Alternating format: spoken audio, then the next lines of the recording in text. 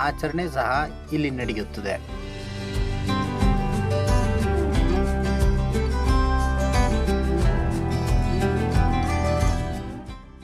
ಅಂತೆಯೇ ಗಾಣದಹಟ್ಟಿ ಪ್ರದೇಶದಲ್ಲಿ ಮುದ್ದು ಮಾರಮ್ಮ ದೇವಾಲಯವಿದೆ. ಊರಿನ ಯಾವುದೇ ಸಾಂಸ್ಕೃತಿಕ ಆಚರಣೆಗಳ ಸಂದರ್ಭದಲ್ಲಿ ಈ ದೇವರಿಗೆ ಮೊದಲ ಪೂಜೆಯನ್ನು ಸಲ್ಲಿಸುವುದು ಇಲ್ಲಿ ಕಡ್ಡಾಯವಾಗಿ ಪಾಲಿಸಿಕೊಂಡು ಬಂದಿರುವ ಸಂಪ್ರದಾಯವಾಗಿದೆ. ನಮಸ್ಕಾರ. ನಾನು ಈ ಗ್ರಾಮಕ್ಕೆ ಮತ್ತು ಸುತ್ತ ಏಳಹಳ್ಳಿ ಗ್ರಾಮಕ್ಕೆ ಕೈವಾರದ ಯಜಮಾನಿಕೆ ಮಾಡ್ತಾ ಇದ್ದೀನಿ. ಅಂದರೆ ಇದು ನಮ್ಮ ಯಜಮಾನಿಕೆ ಹೆಂಗೆ ಬಂತು ಅಂದರೆ, ನಮ್ಮ ಪಿತ್ರಾರ್ಜಿತವಾಗಿ ನಮ್ಮ ತಾತ, ನಮ್ಮ ಮುತ್ತಾತ, ನಮ್ಮ ಅಪ್ಪ, ನಮ್ಮ ದೊಡ್ಡಪ್ಪ ಇವರೆಲ್ಲ ನನಗೆ ಬಳುವಳಿಯಾಗಿ ಕೊಟ್ಟು ಬಿಟ್ಟೋಗಿದ್ದಾರೆ. ಅದನ್ನು ನಾನು ಆ ಸಂಪ್ರದಾಯನ ಮುಂದುವರ್ಸ್ಕೊಂಡು ಹೋಗ್ತಾ ಇದ್ದೀನಿ. ಈ ತಾಯಿ ಮುದ್ದುಮಾರಮ್ಮ ಅಂತ. ಈ ಅಮ್ಮ ನಮ್ಮ ಅಗ್ರಹಾರ ಗ್ರಾಮ ಯಾವಾಗ ಹುಟ್ಟುತ್ತೋ ಆವಾಗಿಂದನೂ ಈ ಅಮ್ಮ ಗ್ರಾಮ ದೇವತೆ. ಇತ್ತೀಚೆಗೆ ಈ ದೇವಸ್ಥಾನದಿಂದ ಕೆಳಗಡಿಕೆ ಅಗ್ರಹಾರ ಇದ್ದಿದ್ದು ಪೂರ್ತಿ ಎಲ್ಲ ಮೇಲುಗಡಿಕೆ ಈ ಕೆರೆ ಕಟ್ಟಿದ ಮೇಲೆ, ನಮ್ಮೂರಿನ ಕೆರೆ ಕಟ್ಟಿದ ಮೇಲೆ ಎಲ್ಲ ಮೇಲ್ಗಡಿಗೆ ಹೋದ್ಮೇಲೆ ಅಲ್ಲಿ ಮತ್ತೆ ದೇವರಳ್ಳಮ್ಮ ಅಂತ ಹೇಳ್ಬಿಟ್ಟು ಅಲ್ಲಿ ಪ್ರತಿಷ್ಠಾಪನೆ ಆಯಿತು. ಈ ಅಮ್ಮನೇ ಮೂಲ ನಮ್ಮ ಅಗ್ರಹಾರಕ್ಕೆ. ಹಾಗಾಗಿ ಈ ದೇವಸ್ಥಾನ ಒಂದು ಸ್ವಲ್ಪ ತೀರಾ ಏನು ನಮ್ಮ ಮೇಂಟೆನೆನ್ಸ್ ಮಾಡೋಕ್ಕಾಗ್ದಲೇ ಪಾಳ್ತು ಬಿತ್ತು. ಮೊನ್ನೆ ಈ ಒಂದು 2 ವರ್ಷದ ಮುಂಚೆ ಇದನ್ನೆಲ್ಲ ಜೀರ್ಣೋದ್ಧಾರ ಮಾಡಿ ಈ ಅಮ್ಮ ಮತ್ತೆ ಜೀರ್ಣೋದ್ಧಾರ ಮಾಡಿ ಅಮ್ಮನ ಪ್ರತಿ ವಾರ ಪೂಜೆ ಮಾಡ್ತಾಯಿದ್ದೀವಿ. ಈ ಅಮ್ಮನ ಶಕ್ತಿನೂ ಅಷ್ಟೇ ಯಾರೇ ಏನು ಬಂದು ಇಲ್ಲಿ ಕೇಳ್ಕೊಂಡ್ರು ಕೂಡ ತುಂಬ ಒಳ್ಳೆಯದಾಗುತ್ತೆ. ಈ ಅಮ್ಮನ ಪ್ರತಿ ಮಂಗಳವಾರ ಶುಕ್ರವಾರ ಪೂಜೆ ಮಾಡ್ತಾಯಿದ್ದೀವಿ. ಹಾಗಾಗಿ ಇಲ್ಲಿ ಅಮ್ಮನ ಜೀರ್ಣೋದ್ಧಾರ ಆದಮೇಲೆ ಆ ಅಮ್ಮನ ಎದುರುಗಡೆ ಬೇವಿನ ಗಿಡ ನಾವು ಯಾರೂ ಹಾಕಿಲ್ಲ, ತಂತಾನೆ ಹುಟ್ಟಿ 2 ಬೇವಿನ ಗಿಡ ಹುಟ್ಟಿದ್ದಾವೆ. ಅದೇ ಒಂದು ಪವಾಡ ಅಂತ ನಾವು ಭಾವಿಸಿದ್ದೀವಿ. ಯಾರೂ ಹಾಕಿಲ್ಲ, ಏನಿಲ್ಲ, ಹುಟ್ಕೊಂಡು ಬೆಳ್ಕೊಂಡದು. ಹಾಗಾಗಿ ಈ ದೇವಸ್ಥಾನದ ಜೀರ್ಣೋದ್ಧಾರ ಮಾಡಿದ್ದೀವಿ. ಮುಂದೆ ಹಿಂಗೆ ನಡ್ಕೊಂಡು ಹೋಗ್ತೀವಿ ಅಂತೇಳಿ ನಾವು ಅದು ಭಾವಿಸ್ತೀವಿ. ಪ್ರಸ್ತುತ ಊರಿನ ಗ್ರಾಮ ದೇವತೆಯಾಗಿರುವ ಬೇವಿನಹಳ್ಳಿ ಅಮ್ಮನವರ ದೇವಾಲಯವೂ ಸಹ ಇಲ್ಲಿದೆ. ನಾವು ಈ ದೇವಸ್ಥಾನದ ಅರ್ಚಕರು. ನಾವು ಇಲ್ಲಿ ವಂಶಪಾರಂಪರ್ಯವಾಗಿ ನಾವು 3-4 ತಲೆಮಾರುಗಳಿಂದ ಅರ್ಚಕತನ ನಡೆಸ್ಕೊಂಬರ್ತಾ ಇದ್ದೀವಿ.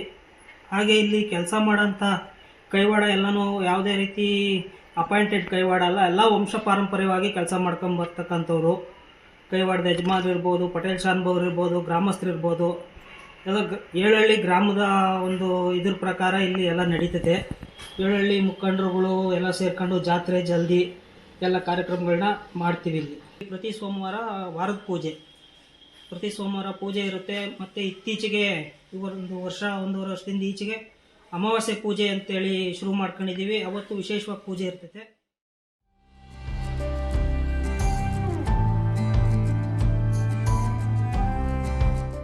ಇಲ್ಲಿನ ಸಮುದಾಯಗಳು ಭಕ್ತಿಯಿಂದ ಅಮ್ಮನನ್ನು ಆರಾಧಿಸುತ್ತಾರೆ. ಕಾರ್ತಿಕ ಪೂಜೆ, ವಿಳ್ಯದೆಲೆ ಪೂಜೆ, ಜಲದಿ, ಜಾತ್ರಾ ಮಹೋತ್ಸವಗಳನ್ನು ಶ್ರದ್ಧೆಯಿಂದ ಆಚರಿಸಲಾಗುತ್ತದೆ.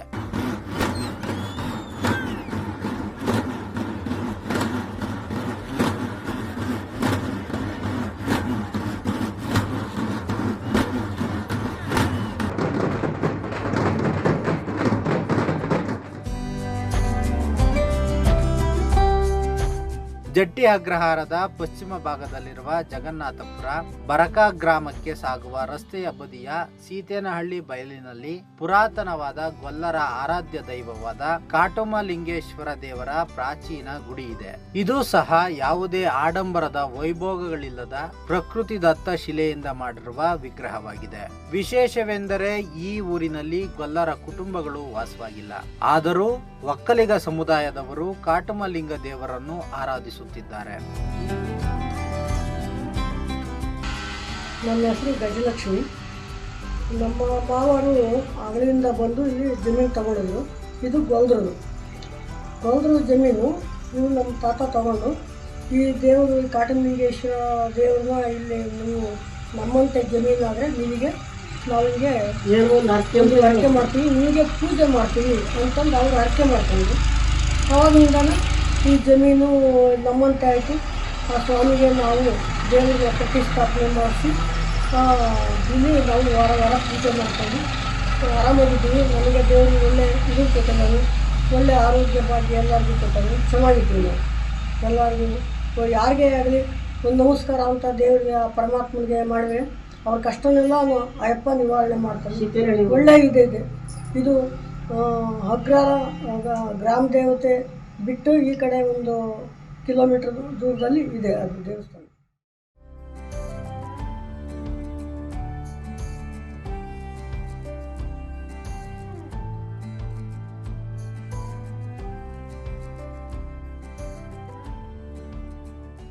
ಅಗ್ರಹಾರದ ಊರಿಗೆ 1 ಕಿಲೋಮೀಟರ್ ದೂರದ ಹತ್ರ ಚೀಕರಣಿ ಬೈಲು ಅಂತ ಐತೆ.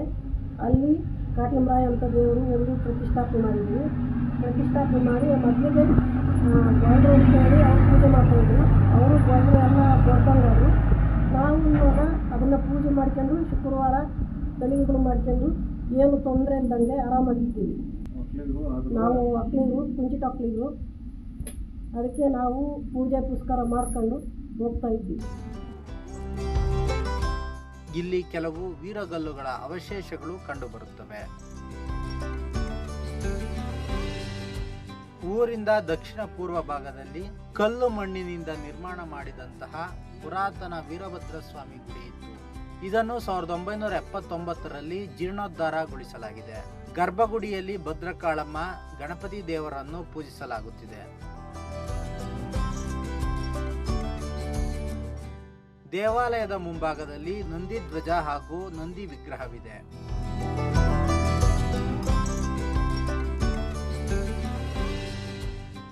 ಗುಂಪಿನ ಒಂದು ರಮೇಶ್ ಅಂತ ನನ್ನ ಹೆಸರು. ಈ ಅಗ್ರಹಾರ ಮೂಲ ಅಗ್ರಹಾರದಿಂದಲೂ ವೀರಶೈವರ ಜನಾಂಗದವರು ಇಲ್ಲಿ ವಾಸ ಮಾಡ್ತಾ ಇದ್ರು. ಈ ವೀರಶೈವರ ಜನಾಂಗದವರು ಪುರಾತನ ಕಾಲದಿಂದಲೂ ಇಲ್ಲಿ ನೆಲೆಯಾಗಿದ್ದು ಈ ವೀರಭದ್ರ ದೇವಸ್ಥಾನವನ್ನು ಕಟ್ಟಿದ್ದಾರೆ. ವೀರಭದ್ರ ದೇವಸ್ಥಾನವನ್ನು ಕಟ್ಟಿ 79ರಲ್ಲಿ ಒಂದು ಹಳೆ ಗುಡಿ ಇತ್ತು. ಆ 79ರಲ್ಲಿ ತೆಗೆದು ಪುನಃ ಜೀರ್ಣೋದ್ಧಾರ ಮಾಡಿದ್ದಾರೆ.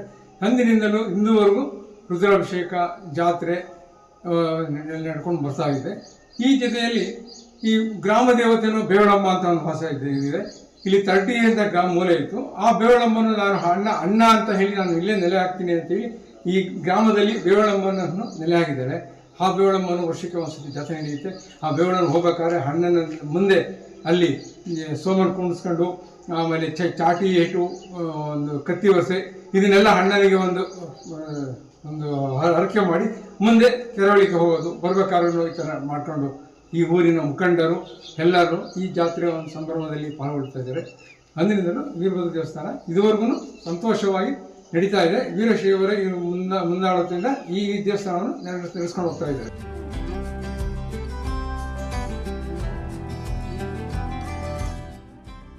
ದೇವಾಲಯದ ಬಲಭಾಗದಲ್ಲಿ ದೇವಸ್ಥಾನದ ನಿತ್ಯ ಉಪಯೋಗಕ್ಕೆ ನಿಡುಮಾಮಿಡಪ್ಪನವರು ಬಾವಿಯನ್ನು ತೆಗೆಸಿರುತ್ತಾರೆ.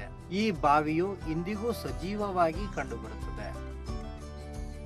ಪುರಾತನ ಕಾಲದಲ್ಲಿ ನಮ್ಮ ತಾತ ಅವರು ಒಂದು ಬಾವಿಯನ್ನು ಕಟ್ಟಿದ್ರು. ಅವ್ರ ಹೆಸರು ನಿಡುಮಾಮಿಡಪ್ಪ ಅಂತ.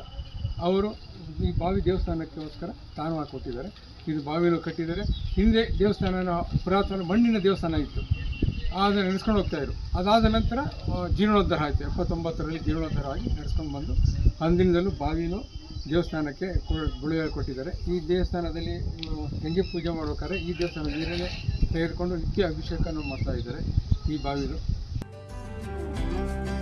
ದೇವಾಲಯದ ಎಡಪಕ್ಕದಲ್ಲಿ ಹಳ್ಳಿಕಟ್ಟೆಯನ್ನು ನಿರ್ಮಾಣ ಮಾಡಿ ಅದರ ಮೇಲೆ ನಾಗರ ಪ್ರತಿಷ್ಠಾಪನೆಯನ್ನೂ ಸಹ ಮಾಡಲಾಗಿದೆ.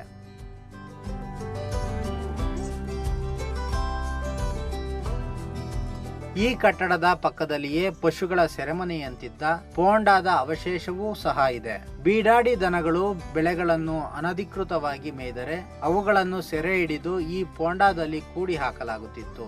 ಅವುಗಳಿಗೆ ಕಾಲ ಕಾಲಕ್ಕೆ ಮೇವು, ನೀರನ್ನು ಒದಗಿಸಲು ವ್ಯಕ್ತಿಯೊಬ್ಬನನ್ನು ನೇಮಿಸಿಕೊಳ್ಳಲಾಗಿತ್ತು. ದನಗಳ ಮಾಲೀಕರು ಗೌಡಿಕೆಯವರಿಗೆ ನಿರ್ಧರಿಸಿದ ದಂಡವನ್ನು ನೀಡಿ ದನಗಳನ್ನು ಪೋಂಡಾದಿಂದ ಬಿಡಿಸಿಕೊಂಡು ಹೋಗಬಹುದಿತ್ತು. ಇಂತಹ ವಿಶೇಷವಾದ ವ್ಯವಸ್ಥೆಯನ್ನು ಈ ಊರಿನಲ್ಲಿ ಕಾಣಬಹುದಾಗಿದೆ.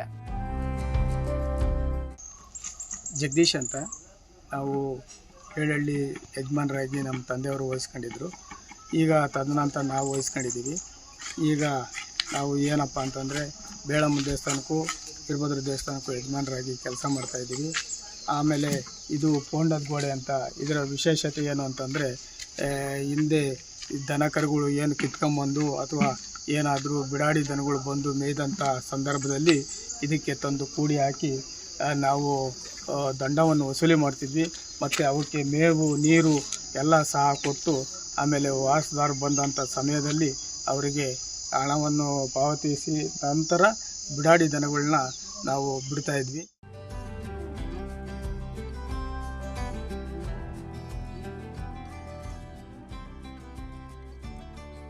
ಇಲ್ಲಿಂದ ಮುಂದಕ್ಕೆ ಕರುವುಗಲ್ಲಮ್ಮ ದೇವರ ಹತ್ತಿರ ಗುರು ಮಲ್ಲಪ್ಪನವರ ಮನೆಯ ಎದುರಿಗೆ ಶಿವಯ್ಯ ಮತ್ತು ಗುಂಡಮ್ಮನವರ ಮನೆಗೆ ಹೊಂದಿಕೊಂಡಂತೆ ಚಾವಡಿ ಇದೆ. ಹಿಂದೆ ಸುಸ್ಥಿತಿಯಲ್ಲಿದ್ದ ಚಾವಡಿಯು ವಿಶಾಲವಾಗಿತ್ತು. ಪಾರಂಪರಿಕವಾಗಿ ಗ್ರಾಮದ ವ್ಯಾಪ್ತಿಯಲ್ಲಿ ಘಟಿಸಿದ ವ್ಯಾಜ್ಯಗಳನ್ನು ಪರಿಹರಿಸುವ, ನ್ಯಾಯ ತೀರ್ಮಾನ ಮಾಡುವ ಸ್ಥಾನ ಇದಾಗಿತ್ತು.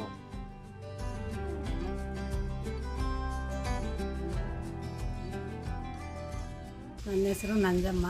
ನಾನು ಶಿವಯ್ಯನವ್ರ ಮಗಳು. ಇದು ನಮ್ಮೂರಿನ ವಾಸಸ್ಥಳ. ಇದು ಚಾವಡಿ ಒಂದು ಪಂಚಾಯತಿ ನ್ಯಾಯ ತೀರ್ಪು ಕೊಡತಕ್ಕಂಥ ಸ್ಥಳ. ಆ ಕಡೆ ಈ ಕಡೆ ಎಲ್ಲ ಮನೆಗಳು, ಮಾನ್ಯತೆಯ ಜಮೀನುಗಳು ಅವ್ರಿಗೆ ಕೊಟ್ಟಿರ್ತಕ್ಕಂಥದ್ದು. ತಿಳಿದ ಮಟ್ಟಿಗೆ ನನಗೆ ಅಷ್ಟೇ ಗೊತ್ತಿರೋದು. ಹಾಗೆ ಚೆನ್ನಾಗಿ ನಡೀತಾ ಇತ್ತು ನಾವು ಹುಡುಗರಿಗೆ ಅಷ್ಟೇ. ಆವಾಗಿನ ಕಾಲದಾಗೆ ಶಾನ್ ಬೋಗ್ರು ಪಟೇಲ್ರು ಅಂತ ಇಲ್ಲಿ ಇದ್ದರು. ಅವರು ನ್ಯಾಯ ತೀರ್ಪು ಮಾಡ್ತಿದ್ರು ಅಷ್ಟೇ. ಏನೇ ಸಮಸ್ಯೆ ಬಂದರೂ ಇಲ್ಲಿ ಮಾಡ್ತಾಯಿದ್ರು ಚಾವಡಿ ಅಷ್ಟೇ. ನಾವು ಹೇಳಿದ ಮಟ್ಟಿಗೆ ಅಷ್ಟೇ. ನಾವು ಹುಡುಗರಿಗೆ ಇಲ್ಲಿ ಗಣೇಶನ ಇಟ್ಟು ಪೂಜೆ ಮಾಡ್ತಿದ್ವಿ. ದೇವಸ್ಥಾನ ಇದ್ದಂಗಿರೋದು ಪಂಚಾಯತಿ ಒಳಗೇ. ಏನಾನ ಕೆಲಸ ಕಾರ್ಯಗಳು ನಡೆದ್ರೂ ಇಲ್ಲೇ ನಡೆಯೋದು.